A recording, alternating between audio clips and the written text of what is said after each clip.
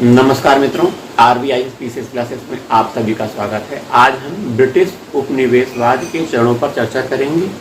वहीं जो भू राजस्व नीतियाँ अंग्रेजों की हैं, जैसे स्थायी बंदोबस्त हो गया, और इन स्थायी बंदोबस्त के प्रभाव भारत में क्या हुए, और महलवाड़ी व्यवस्था जो हुए उसके क्या प्रभाव हुए, रैयतवाड़ी व्यवस्था का कैसी थी, इसके क्या प्रभाव हुए, इस पर चर्चा करेंगे। वहीं कृषि पर जो औपनिवेशिक भ्रष्टाचार, लूट का जो प्रभाव है, भारतीय उद्योगों पर क्या प्रभाव पड़ा, इन सब पर भी चर्चा करते हैं। देखिए, ईस्ट इंडिया कंपनी पहले व्यापारिक कंपनी थी। यह भारत में व्यापार करने आई थी। व्यापार करने के साथ साथ इसने व्यापार में एकाधिकार प्राप्त कर लिया, और एकाधिकार प्राप्त करते करते धीरे धीरे ये राजनीतिक क्षेत्र में हस्तक्षेप करने लगी, और भारत के प्रशासन पर भी इसने नियंत्रण स्थापित कर लिया था। तो हम प्रशासन पे ना जाके पहले व्यापारिक कंपनी के बारे में देखते हैं कि इसने क्या किया। 1757 से 1813 के बीच का जो काल है, औपनिवेशिक चरण का पहला काल कहा जाता है। इस काल में ईस्ट इंडिया कंपनी ने भारत से कम कीमत पर अच्छी वस्तुएं प्राप्त करके विदेशों में बेचना प्रारंभ किया। विदेश मतलब इंग्लैंड लेकर चले गए, ब्रिटेन लेकर चले गए, अपने देश लेकर चले गए, कम कीमत पर बहुत अच्छी अच्छी वस्तुओं को। व्यापारिक एकाधिकार, व्यापार पर अपना नियंत्रण स्थापित किया ईस्ट इंडिया कंपनी ने। 1813 में ऐसा वह करते रहे। वहीं 1765 में ईस्ट इंडिया कंपनी को बंगाल की जो दीवानी प्राप्त हो गई, राजस्व अधिकार जो प्राप्त हो गए, उसके तहत जो राजस्व बंगाल से मिलता था कंपनी को, उस राजस्व का प्रयोग क्या करते थे कंपनी वाले, भारत से कच्चा माल प्राप्त कर लेते थे। यह कच्चा माल इंग्लैंड के उद्योगों के लिए यूज होता था। इंग्लैंड के उद्योग कच्चा माल भारत से प्राप्त करते थे कम कीमत पर। कैसे करते थे? भारत के जो राजस्व प्राप्त हो रहा है, उसी धन से, भारत के ही धन से भारत के कच्चे माल को प्राप्त कर कर ब्रिटेन भेजना, और ब्रिटेन के उद्योगों में लगाना। ब्रिटेन के उद्योगों से लगने के बाद दूसरे चरण में, जो कि दूसरा चरण 1813 से 1858, 60 के बीच का समय है, लगभग 1858 समझिए। तो दूसरे चरण में जो ब्रिटेन से निर्मित माल है, भारत में बेचने का वो बाजार बना दिया गया।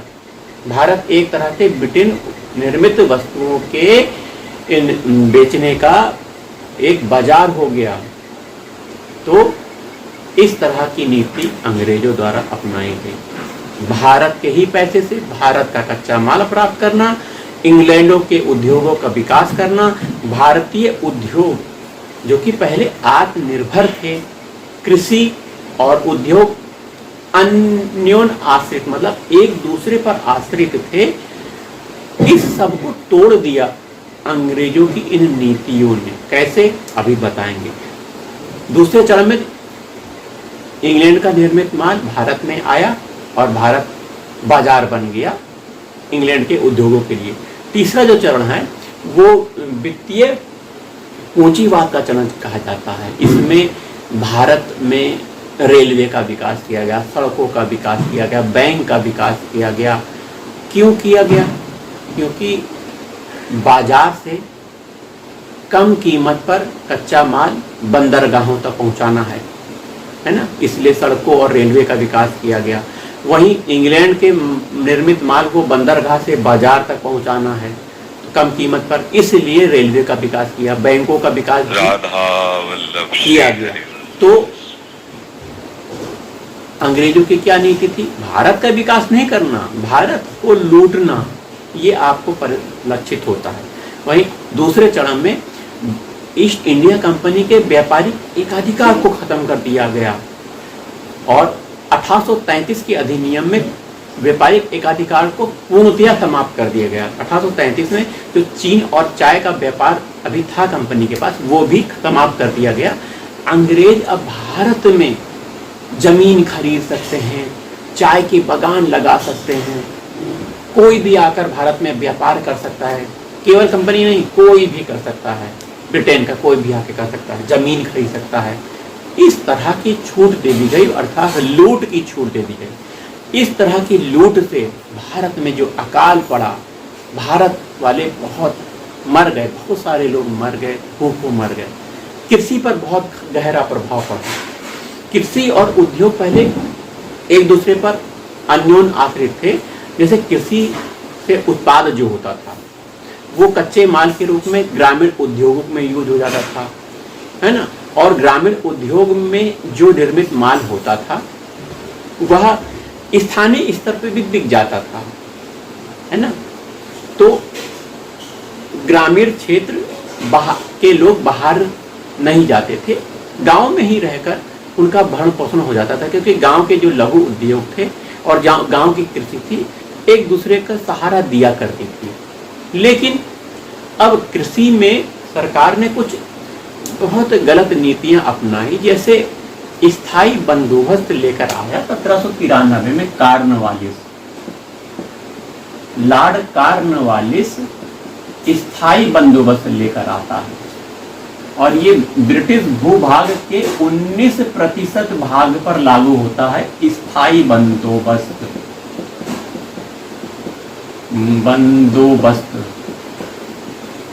स्थायी बंदोबस्त ये 1793 में कॉर्नवालिस के काल में 19% क्षेत्र में, ब्रिटिश भूभाग के 19% क्षेत्र में लागू होता है। कहाँ लागू होता है? बंगाल, बिहार, उड़ीसा, झारखंड आदि क्षेत्रों में लागू होता है। इस स्थायी बंदोबस्त में जो किसान भूमि का मालिक था अब वो मालिक नहीं रहा। भूमि का मालिक अब बिचौलिया हो गया, जिसे हम जमींदार कहने लगे।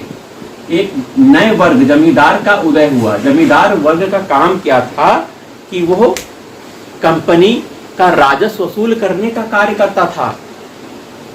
किसान और कंपनी के बीच में जमींदार आ गया, इसका काम था किसान से जाकर राजस्व वसूल करना, और वसूल करेगा जमींदार और लाकर इकट्ठा करके कंपनी को देगा।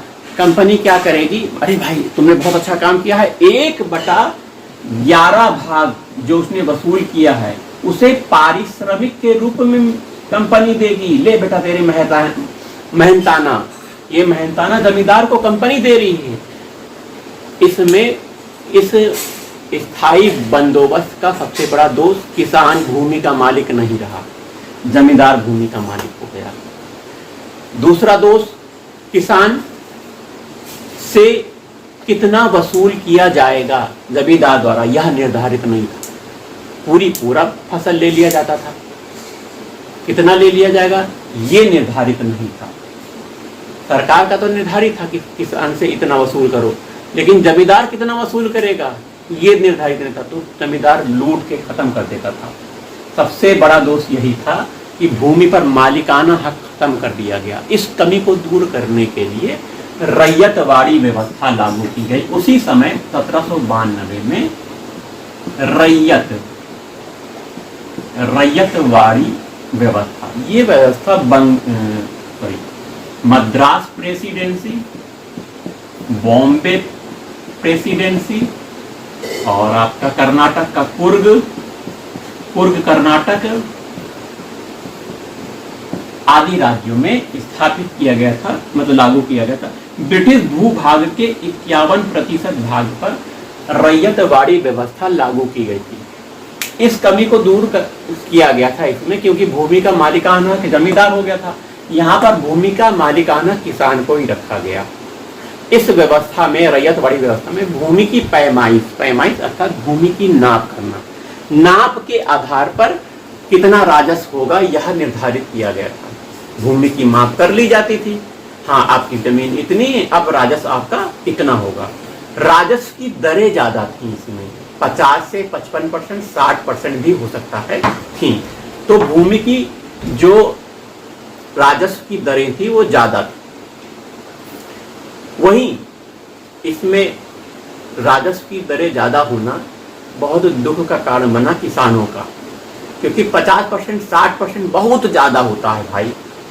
और भूमि की जब पैमाइश हो रही है, ये नहीं देखा जा रहा है कि ये बहुत अच्छी भूमि, इसको नाप लिया जाए और बंजर भूमि छोड़ दिया जाए क्योंकि यहाँ उत्पादन नहीं होता। सब नापते हैं, बंजर भूमि भी नाप के और निर्धारित करते हैं, जबकि बंजर भूमि में उत्पादन हो ही नहीं रहा है। इस तरह किसानों का शोषण हो रहा है। अब किसान अपना जो टैक्स है, जिसे राजस्व कहते हैं, भूमि टैक्स जो वसूल कर रहे हैं सरकार, इसको नहीं चुका पा रही है तो औने पौने दाम में अपना जमीन बेचकर नौकर बन रहा है। उसी जमीन का वह नौकर बन जा रहा है, मजदूर बन रहा है, क्योंकि वो अब राजस्व नहीं दे सकता।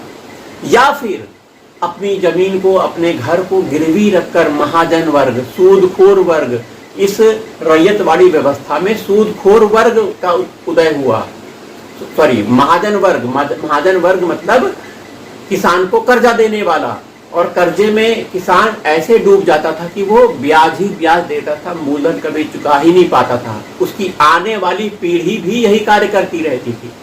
ऐसे में किसानों का शोषण हो गया। भूमि का मालिक भूमि का नौकर बन गया। भूमि का मालिक महाजन सूदखोर के यहाँ पैसा लेकर, उधार लेकर, राजस्व जो सरकारी टैक्स है उसे अदा करने के लिए मजबूर हो गया, भूमि को बेचने के लिए मजबूर हो गया। इस तरह की व्यवस्था रैयतवाड़ी व्यवस्था। वहीं तीसरी व्यवस्था आपको महलवाड़ी व्यवस्था है। इसमें भू राजस्व दो तरह से लिया जाता है। संपूर्ण महाल मतलब कई गांवों के समूह, संपूर्ण महालों के आधार पर, महाल के आधार पर, और सीधे किसान से। तो इस तरह दो तरह से वसूल किया जाता था, लेकिन ये सब शोषणकारी था।